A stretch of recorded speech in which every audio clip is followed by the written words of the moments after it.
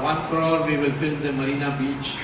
For 50,000 we will fill Mangolai Park. You know, that kind of culture which the cinema culture has brought, I don't want to be part of that. I mean, I would rather be seen alone. There are people who prepare my papers, there are people who bring me information and so on. Basically, the courage comes from not having the fear of the unknown. Most people lack courage because of the unknown. What will happen to me? What will happen to me?